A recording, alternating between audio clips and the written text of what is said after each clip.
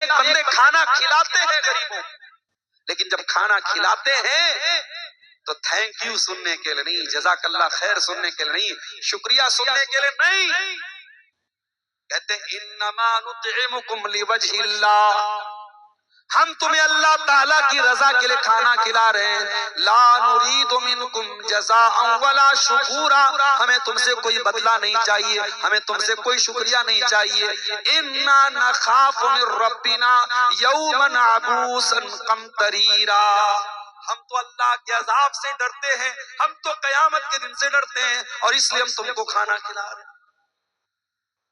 میرے پیارے بھائیو، توحید میں مضبوط ہو جاؤ گے تو نیت بھی اچھی ہو جائے۔ مدینہ میں ایک آدمی کا انتقال ہو گیا، انتقال کے بعد جب ان کو جنازے کے لیے ان کو جب نہلایا جانے لگا، جب ان کو میت کو غسل دیا جانے لگا، ان کی پیٹھ کے اوپر بڑے بڑے موٹے موٹے نشان پائے گئے بورے کے۔ نہلانے والوں نے کہا یہ تو بہت بڑی ہستی تھی، یہ تو اللہ کے نبی کے اہل بیت میں سے تھے، اللہ کے رسول کے گھر والوں میں سے تھے، یہ تو نبی کے نواسے کے بیٹے تھے۔ نواسے کے بیٹے کو کیا بولیں گے؟ ہمارے یہاں پر نواسا بولتے ہیں، آپ کیا کیا بولتے ہیں؟ پر نواسا، نبی کے پر نواسے ہیں، نواسے کے بیٹے ہیں، علی ابن حسین ان کا نام تھا، ان کو غسل دیا جا رہا ہے اور پیٹھ پر موٹے موٹے بورے کے نشان۔ نہلانے والوں نے لوگوں سے پوچھا کیا معاملہ ہے، ان کی پیٹھ پر یہ نشانات کیسے ہیں؟ بات اڑتے اڑتے مدینہ میں پھیل گئی، مدینہ کے کچھ غریب گھروں تک یہ بات پہنچی، ان غریبوں نے آ کر کے کہا اللہ کی قسم ہمیں پتہ چل گیا ان کی پیٹھ پر یہ موٹے موٹے نشان کیوں ہیں۔ کہا مہینے کی پہلی تاریخ آتی تھی، ہر مہینے کی پہلی تاریخ کو ہمارے گھر کا مہینے بھر کا راشن اللہ کا کوئی نیک بندہ بورے میں بھر کے اپنی پیٹھ پہ لاد کے مہینے کی پہلی تاریخ کو ہمارے گھروں پہ پہنچا دیا کرتا تھا۔ رات کے سناٹے میں وہ آتا تھا، ہمیں پتہ بھی نہیں چلتا تھا وہ اناج لانے والا کون ہے، وہ راشن لانے والا کون ہے۔ اور ایسا ایک نہیں کئی پریواروں کے ساتھ ایسا ہو رہا تھا، کئی فیملی کے ساتھ ایسا ہو رہا تھا۔ آج علی بن حسین کی پیٹھ پر پائے جانے والے ان نشانوں نے ان کی چھپی ہوئی نیکی کو عام کر دیا، جس نیکی کو انہوں نے زندگی بھر چھپا کر کے رکھا، آج ان کی نیکی دنیا کے سامنے آ گئی اور دنیا کو پتا چل گیا کہ مدینہ کے ان غریب پریواروں کو کھانا پہنچانے والا، راشن پہنچانے والا اور اناج پہنچانے والا کوئی اور نہیں، نبی کے اہل بیت کا ایک فرد تھا، علی بن حسین۔ یہ اخلاص ہوتا ہے میرے پیارے ساتھیوں، توحید کی برکت سے آپ کے اندر اخلاص۔ اگر آپ توحید میں پکے ہو جائیں گے اللہ تعالیٰ آپ کو سکون کی دولت بھی دے گا۔ وہی سکون جس سکون کو تلاش کرنے والے آج کہاں کہاں تلاش کر رہے ہیں۔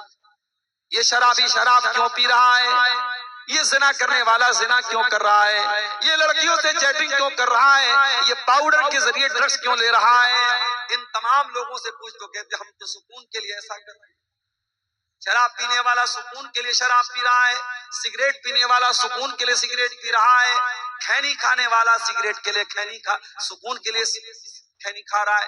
یعنی جتنے یہ نشے کی چیزیں ہیں یہ سب سکون کے لیے کر رہا ہے۔ اے سکون کی تلاش میں یہ حرام کام کرنے والوں، اے شراب میں ڈوبے انسانوں، اے نشے کی لت میں مبتلا نوجوانوں، اے لڑکیوں سے چیٹنگ کر کے اپنے آپ کو سکون پہنچانے کا خواب دیکھنے والوں، آؤ قرآن تم کو بتاتا ہے سکون کہاں ملے گا، قرآن تم کو نسخہ بتاتا ہے، قرآن تم کو طریقہ بتاتا ہے۔ الا بذکر اللہ تطمئن القلوب، میرے بندو تمہیں سکون ملے گا تو اللہ کے ذکر میں ملے گا، تمہیں سکون ملے گا تو اللہ کے کلام میں ملے گا، تمہیں سکون ملے گا تو اللہ کو یاد کر کے ملے گا۔ آج کتنے مسلمان ہیں ان کے گھر میں 24 گھنٹے میں ایک بار کوئی اللہ کا نام لینے والا، کوئی ایک آدمی بھی نماز پڑھنے والا نہیں، کوئی ایک عورت بھی قرآن پڑھنے والی نہیں۔ دن رات موبائل پہ گانے بج رہے ہیں، دن رات بچوں کے ہاتھ میں موبائل، بڑوں کے ہاتھ میں موبائل، گانے بجانے مسلمانوں کے گھروں میں بج رہے ہیں۔ او لوگوں آپ نے بلڈنگیں تو بڑی عالیشان بنا لی, آپ نے مکان تو بڑے اچھے بنا لیے, مگر معاف کرنا اگر آپ کے گھروں میں اللہ کا نام نہیں لیا جا رہا ہے, اگر آپ کے گھروں میں اللہ کا ذکر نہیں ہو رہا ہے, میں نہیں کہہ رہا ہوں, اللہ کے پیارے نبی فرما رہے ہیں ایسا گھر مردہ ہے مردہ. آپ نے فرمایا مثل البیت الذی یذکر اللہ فیہ والبیت الذی لا یذکر اللہ فیہ مثل الحی والمیت. جس گھر میں اللہ کا نام لیا جائے وہ گھر زندہ ہے, اور جس گھر میں اللہ کا نام نہ لیا جائے وہ گھر مردہ ہے.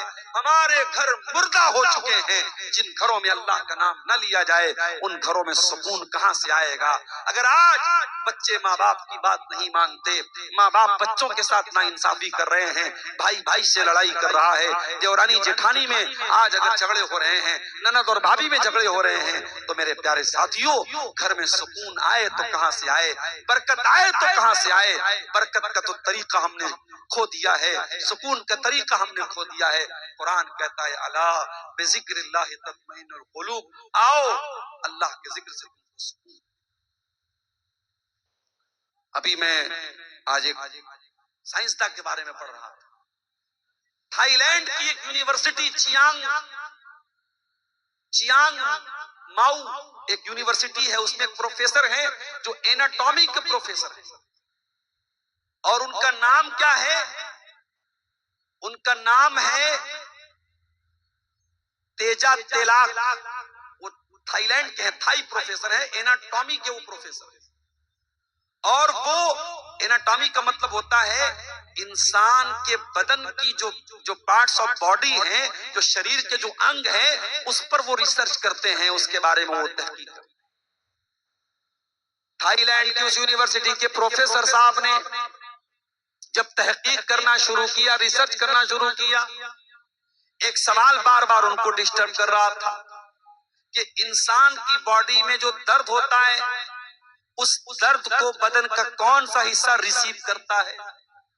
انسان کی باڈی میں وہ جو درد ہوتا ہے, جو پین ہوتا ہے, اس درد کو باڈی کیسے فیل کرتی ہے, باڈی کیسے محسوس کرتی ہے؟ سب سے پہلے باڈی کا کون سا ایسا انگ ہے جو درد کو فیل کرتا ہے؟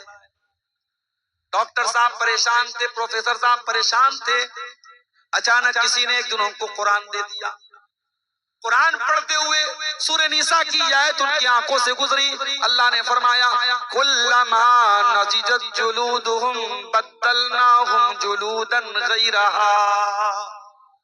جب جہنمی جہنم میں ڈالے جائیں گے, ان کے بدن کی چمڑی جل جائے گی, خراب ہو جائے گی, ہم نئی چمڑی چڑھا دیں گے, ہم نئی چمڑی چڑھا دیں گے لِیَذُوقُوا الْعَذَابَ, تاکہ بار بار وہ عذاب کا مزہ چکھیں, ان کو عذاب کا درد فیل ہو, ان کو عذاب کا درد محسوس ہو. پروفیسر صاحب نے جب قرآن کی آیت پڑھی, انہوں نے کہا اس کا مطلب یہ ہوا کہ شریر میں اگر کوئی انگ ہے جو درد کو سب سے پہلے فیل کرتا ہے, سب سے پہلے ریسیو کرتا ہے, تو وہ انسان کی اسکن ہے, انسان کی چمڑی ہے, انسان کی توچا ہے. ڈاکٹر صاحب نے, ویڈیو موجود ہے یوٹیوب پر, آپ جا کے دیکھ لیجئے, سعودی عرب میں بہت بڑی کانفرنس ہوئی, اور اس کانفرنس میں کھڑے ہو کر کے انہوں نے اسلام قبول کیا, لا الہ الا اللہ محمد رسول اللہ کا کلمہ پڑھا, اور انہوں نے کہا 1400 سال پہلے عرب کے ایک امی کو یہ بات کس نے بتائی؟ تو میری پوری زندگی کی ریسرچ کا نچوڑ ہے, پوری زندگی محنت کرنے کے بعد اور تحقیق کرنے کے بعد جو بات میں بتا رہا ہوں, قرآن حکیم 1400 سال پہلے وہ بات کیسے بتا رہا ہے؟ اس کا مطلب یہ قرآن اللہ کا کلام. میرے پیارے